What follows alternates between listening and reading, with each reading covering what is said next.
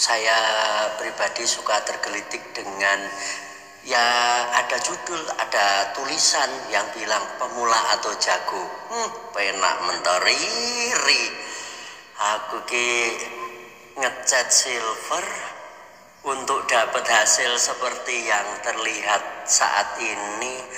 Iki lo terus terang sampai garing utekku dadi sadele kae lho ri. Mumet. Pemula auto jago. Penak man rumah samu kremes gorengan. Kene tak ceritani prosesnya nembak warna silver yang ini. Mumet tenan. Siap no wifi tetangga karena video ini mungkin sangat panjang tapi juga sangat menjengkelkan. Wes gak usah ditonton lek gak pengen mumet, oke?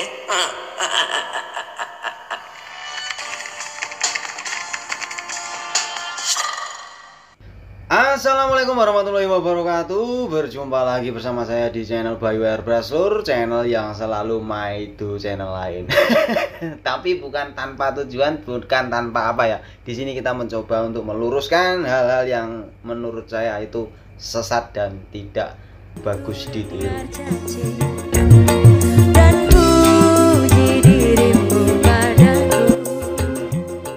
Oke, di awal video tadi itu adalah sebuah intermezzo dari seorang Sontoloyo yang kategorinya itu bukan pemula lagi, tapi dia masih sering ngajarin kita tentang trouble-trouble yang terjadi di lapangan, terkhusus di dunia pengecetan. Ya, itu ya.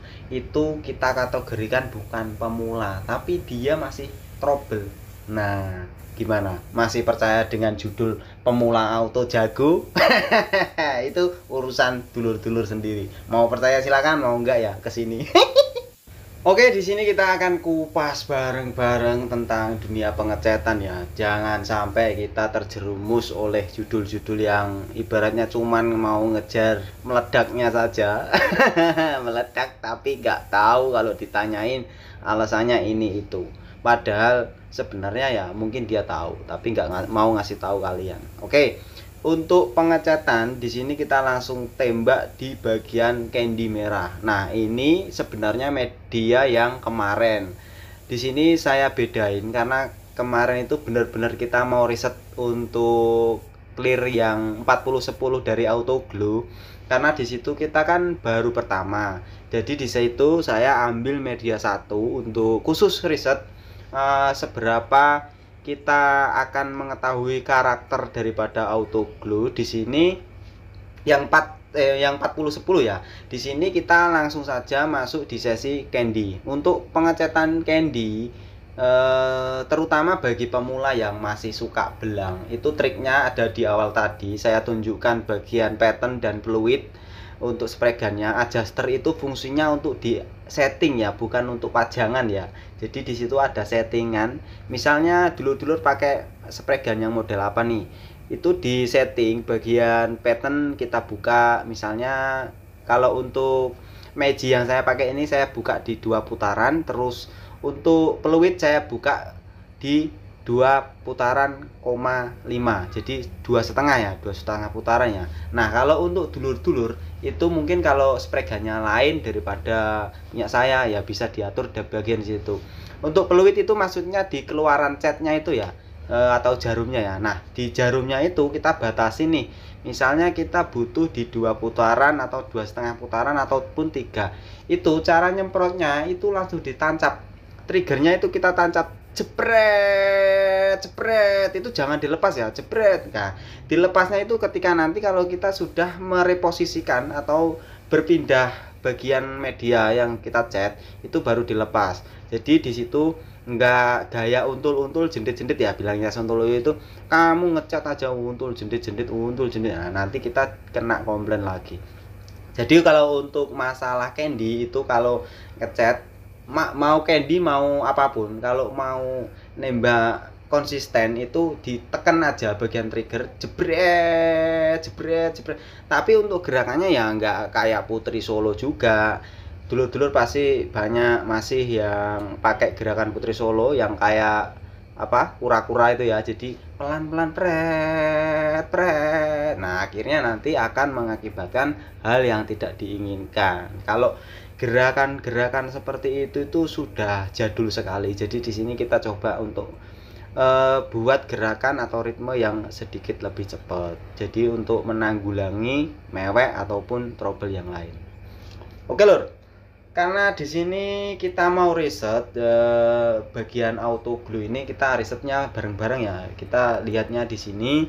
Saya nggak riset di belakang layar, tapi langsung di bagian perkenalan 40-10 ini. Karena kemarin kita pertama itu pakai di 20% atau 4:1 itu ternyata untuk spray gun saya itu kurang maksimal untuk menghasilkan droplet yang saya inginkan. Karena di tipikal Meiji sendiri itu lembut ya Lur. Kalau kita pakai main kental itu biasanya dia akan menghasilkan droplet yang kurang maksimal. Jadi kemarin itu di 20%, baru saya tambahin di 30%. Jadi 20 tambah 10 ya. Nah, di sini karena kita sudah tahu, kita langsung pakai di 30%. Gitu Lur.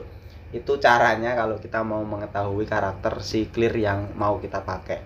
Kita di sini bukan mau sombong atau bagaimana. Nanti kita akan bikin ini 3 layer tanpa flash off. Kalau untuk TDS mungkin ada tulisan flash off 5 menit itu ya. Tapi di sini karena kita mengingat tempat ngecat kita ini kan masih ala kadarnya. Apalagi dulu-dulu tuh biasanya kalau yang masih pemula itu biasanya ngecatnya di emperan-emperan rumah atau enggak di belakang rumah. Nah, itu sangat berbahaya kalau kita mengikuti kaleng yang ada, maksudnya petunjuk kaleng yang ada. Karena kalau kita flash off-nya lama-lama, misalnya kita jebret atau nembak 1 kali atau 2 kali terus kita flash off selama 5 menit, itu bukan kotoran atau nyamuk lagi yang nempel, bisa-bisa dinosaurus yang nempel di situ Lur. Jadi di sini untuk mengakali bagaimana kita kerja itu nggak banyak trouble, terus kita mengingat tempat yang kurang steril seperti ini, itu kita tanpa flash off ya Lur ya. Jadi ini nanti saya tembak 1-2 lapis, langsung tembak ke 3 lapis itu selesai. Nah, di sini saya berharapnya ini bukan mau menunjukkan hal yang kurang positif atau beradu skill. Karena di sini terus terang, kalau saya ikuti TDS flash off 5 menit, itu nanti itu banyak banget kotoran yang ada di ruangan saya. Itu nanti kalau saya mau flash off selama kurang lebih 5 menit, itu nanti akan akibatnya buruk sekali. Bisa-bisa kotoran yang ada itu keburu nempel, terus kita tembak lagi pakai clear, itu otomatis ketanam. Nah, itu jawaban yang kalian tunggu di situ Lur. Di situ. Kemarin ada yang komen, "Mas, buatin cara ngilangin kotoran yang ada di clear." Katanya jago. Jago itu apa? Jago itu cuma ayam. Gitu Lur. Jadi gini ya. Kita ini bukan semata-mata menembak tanpa flash off, itu bukan semata-mata mau pamer atau gimana. Ini ada tujuannya. Tujuannya ketika kita nge-clear di luar ruangan atau di ruangan yang kurang steril, itu menanggulangi debu yang nempel atau debu ketanam di clear. Jadi setelah kita tembak misalnya 3 lapis selesai, itu debu di atasnya clear. Nah, jadi nggak sempat ketanam. Biarpun ada debu banyak, kalau di atas clear itu aman. Nanti ada tanggulangannya sendiri. Gitu Lur. Bukan kita mau pamer tentang skill. Oke. Untuk pengekliran di sini tadi untuk 4:1 30%, itu saya rasa kalau untuk Meiji yang Venus Force yang tipe T ini, itu saya rasa saya sudah nyaman di 30%.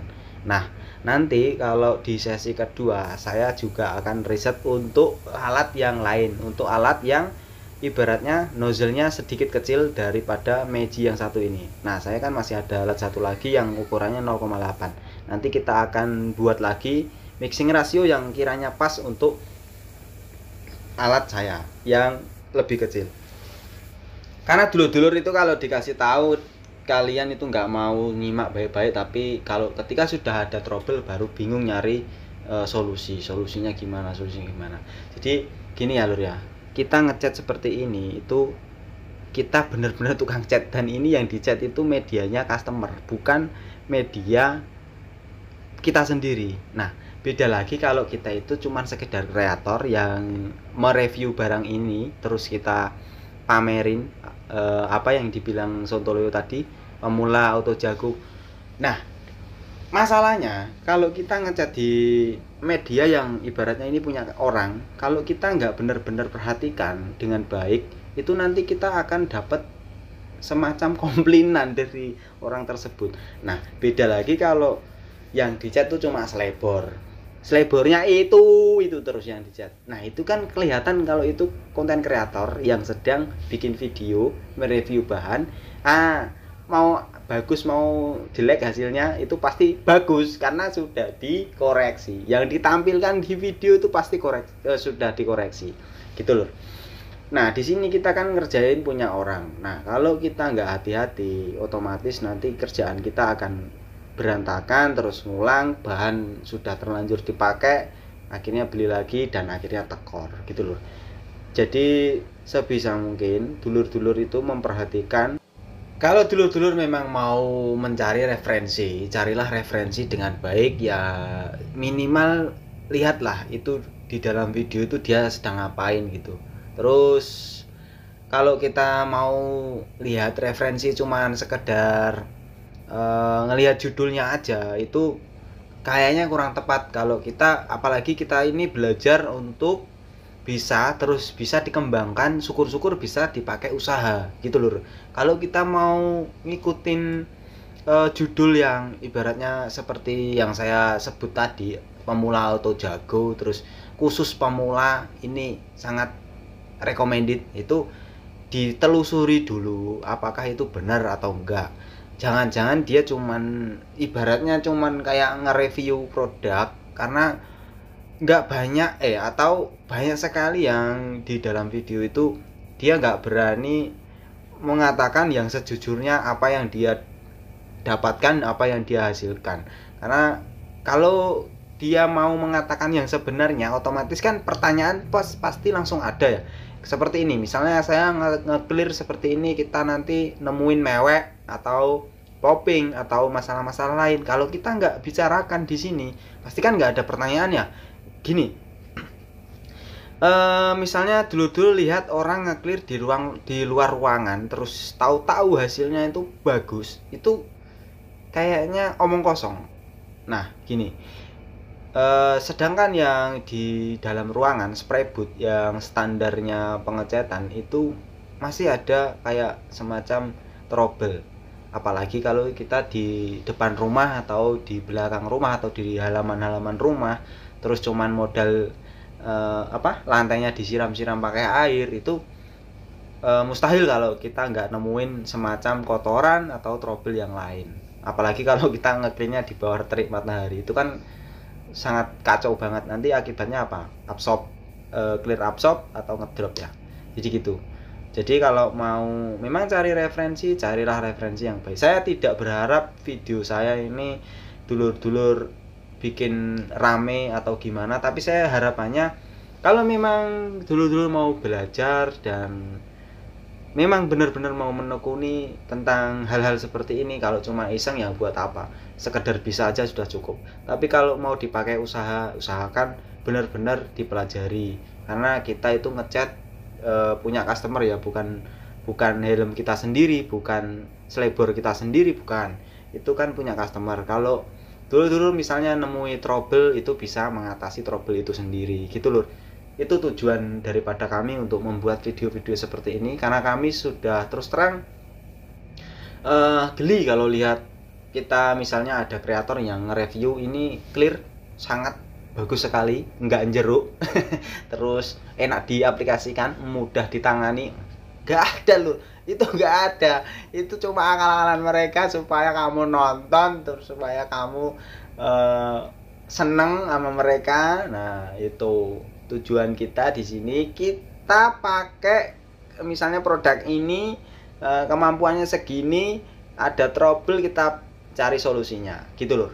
Kita nggak mau omong kosong di media, karena media ini meninggalkan jejak. Jadi sampai kapanpun ini akan ditonton sama orang, dan kalau saya sampai bohong itu nanti akan menimbulkan hal yang kurang baik gitu lur. Oke, kita nyemprot selesai jam 8:39, suhu 26 derajat Celcius, kelembapan 89. Hasil sementara seperti ini. Nanti aku mau pulang mandi dulu, nanti kita review lagi, terus sambil jawab pertanyaan yang kemarin. Oke, see you. Mandi dulu guys. Pilek guys. Oke ya lur, ini adalah penampakan yang setelah kita tinggal mandi tadi. Saya bilang saya tinggal mandi dulu, terus saya tadi makan, terus nongkrong sebentar sama si doi kesayangan. Setelah kita nyemprot tadi jam 8:39, terus sekarang ini jam berapa ini sayangku? Jam 11:17 menit. Jam 11:30 berapa? 17 menit. 17 menit, sorry. Kamu sih aja nongkrong aku terus, jadi aku nggak bisa eksis di sini. Kayak gini ya. Ini kalau nggak dikasih flash off kayak gini. Flash kamera. Kasih flash kamera dulu. Nah, kalau untuk partikelnya seperti ini. Wih, partikel tertata dengan rapi. Untuk masalah partikel nanti saya cantumkan di kolom komentar ya. Di kolom deskripsi saya cantumkan cara penataan partikel menggunakan spray gun. Dulu nggak usah ngeliatin spray gun saya yang di sana itu. Kalau mau ngomong aja, komen, nanti saya kirim. Tapi ongkirnya bayar sendiri. Itu F3 dulu dikasih sama Garasi Rosok. Tapi performnya kurang sekarang karena nozzle daripada F3 itu kalau nggak salah kuningan, jadi dia gampang ini ya, lober. Lur, untuk penampakannya seperti gini. Ini masih basah lur, tapi kalau disentuh ya bisa lah kalau disentuh. Ini masih basah. Seperti gini ya. Bisa dilihat? Bisa dilihat sayangku? Bisa. Iya. Oke. Nanti ini saya reviewnya kalau sudah kering, sekalian jawab pertanyaan-pertanyaan dulur-dulur yang kemarin bilangnya suruh Mas bikinin video cara ngilangin debu. Nah, katanya jago. Makanya jangan sering-sering nonton yang pemula auto jago, dihapusi gelem. Oke lur ya, seperti ini. Nanti saya buatkan videonya. Oke, cukup sekian. Saya pamit undur diri. Wassalamualaikum warahmatullahi wabarakatuh. Bentar, jangan dimatiin dulu. Kita ini lanjut mau kemana? Mau tidur ya? Oke lur, see you. Nah, tak berdekat lagi. Gini ya. Kalau mau lihat kotoran, kotoran lagi nih. Ada beberapa bagian yang ada kotorannya. Kita tuh nggak mau bohong-bohong di media lur. Nah, ini kalau ada kotoran ya, kotoran tuh. Kalau popping nggak ada, meler juga nggak ada. Ini 3 lapis tanpa jeda ya tadi. Oke, seperti ini. Belum kering. Kalau disentuh ya nggak lengket sih. Oke, nanti tak buatin video yang khusus untuk ngilangin kotoran. Kotoran kok nggak bisa ngilangin. Bilangnya Sontoloyo. Riri. Oke lur, see you.